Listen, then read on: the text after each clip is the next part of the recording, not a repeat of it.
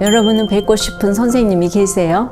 세계적인 피아니스트 임윤찬은 2년 전에 유명한 반 클라이번 국제 피아노 콩쿠르에서 최연소 우승을 해서 월드스타가 되었는데요. 그에게 가장 존경하는 사람이 누구냐고 물어보니까 조금 더 주저하지 않고 스승 손민수 교수를 꼽았어요. 그런데 손민수 교수가 인터뷰한 것을 보니까 제자 임윤찬은 평소 자신이 하는 말을 지나치는 법이 없다고 하더라고요. 하다못해 어떤 책 한 권을 소개해 주어도 그 책을 꼭 읽더라는 것이에요. 삐지고 넘기는 것 같아도 나중에 보면 반드시 실행한다는 거예요. 굉장한 칭찬이죠.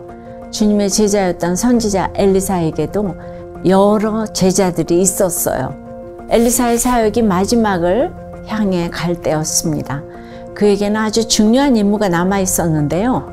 자신의 스승 엘리야가 하지 못했고 엘리사 자신도 하지 못한 오래된 명령이었죠. 그것은 북이스라엘의 장군 예후에게 기름을 부어 왕으로 세우는 일이었어요. 그래서 엘리사는 마지막 임무를 수행할 제자를 부릅니다. 여러분, 엘리사의 제자하면 누가 떠오르죠? 게하시죠. 그런데 게하시가 아니라 무명의 제자 한 사람을 불렀어요. 어떤 사람이었길래 이런 어마어마한 임무를 맡겼을까요? 그는 늘 자신이 있어야 할 자리에 묵묵히 있었어요. 제자로 불러주신 것 자체가 감사해서 여러 제자 중 하나로 평범하게 살아가고 있었습니다. 반면 게하시는 능력이 있고 인정도 받았지만 자신이 특별하다는 생각을 버리지 못했어요. 나는 그들과 다르다. 나는 원 오브 댐이 아니다. 이게 게하시의 태도였죠. 엘리사는 이런 게하시가 아니라 이름도 나오지 않는 무명의 제자에게 마지막 임무를 맡깁니다. 엘리사도 그래요. 특별했기에 주님의 제자가 되었을까요?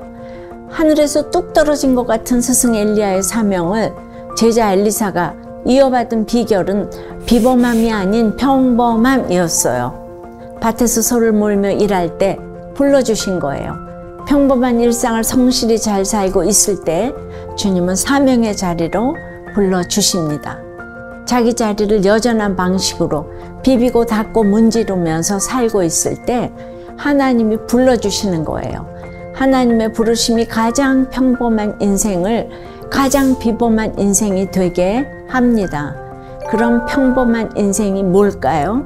내가 질병으로 아플 때, 망해서 돈이 없을 때, 인간관계로 힘들 때, 주어진 이때를 잘 살면 주님이 불러주세요. 이게 평범함 중에 불러주시는 비범한 인생이에요. 여러분은 어떠세요? 내가 여기서 이러고 있을 사람이 아닌데 하면서 비범만 꿈꾸지는 않나요? 그런데 우리가 특별해지려고 하다가 다 무너져요. 하루하루 주어진 일상을 잘 살아내고 자기 자리를 잘 지킬 때 하나님이 눈여겨보시는 비범한 인생이 될 줄 믿습니다.